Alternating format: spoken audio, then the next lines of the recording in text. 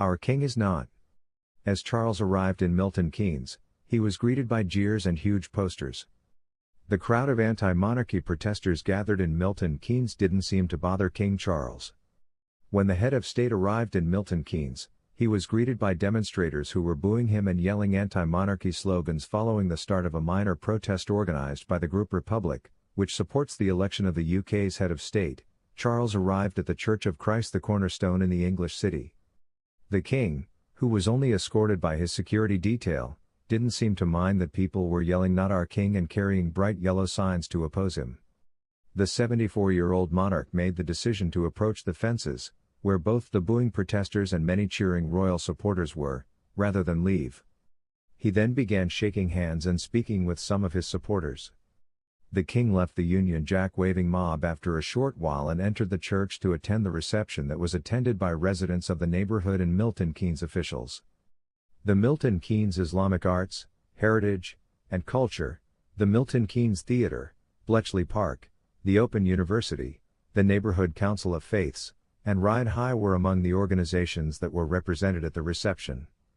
The first emission-free autonomous delivery service launched in the UK, Starship Technologies, met with representatives of the church. Starship Technologies uses robots to deliver groceries and other items to locations throughout the city. In 1992, his mother Queen Elizabeth II paid a visit to the chapel, when Charles also unveiled a memorial plaque. It was revealed earlier this month that the king would visit Milton Keynes, which is now officially a city. The Queen Camilla was supposed to be with Prince Charles today, but she had to cancel her plans earlier this week after her COVID-19 test was positive. About noon, anti-monarchy protesters in Milton Keynes began congregating after announcing their intention to hold a rally on Wednesday. About the impending demonstration, a Republic spokeswoman told Express. Co. UK on Wednesday, Republic is worried about recent police harassment of peaceful protesters at royal engagements. We're determined to spread the word that it's acceptable to demonstrate against the royals. We require an important public discussion rather than an unnecessary coronation. We think it's time to ask the British people, do you want Charles or a choice?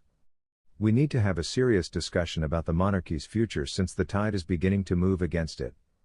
The anti-monarchy activist made reference to the series of demonstrations that have occurred nationwide during royal engagements since Queen Elizabeth II's passing in September of last year. Richard Fitzwilliams, a royal commentator, gave his thoughts on the anti-monarchy group's protest before the king arrived. Citizens have the right to calmly protest, of course, but I hope they don't do so frequently, he told Express. Co. UK. They probably won't help themselves all that much.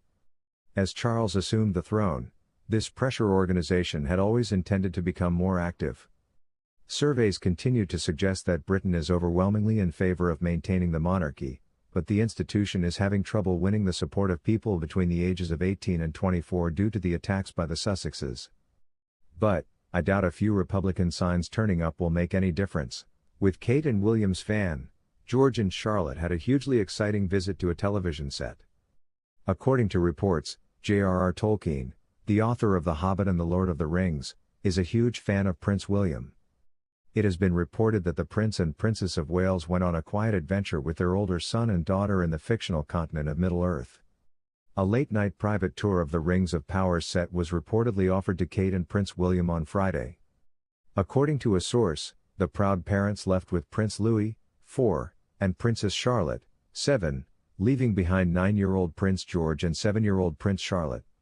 The four important royals were met by cast members and given a tour of the TV show's set when they arrived with security at a forest in Buttersteep Hill, Ascot.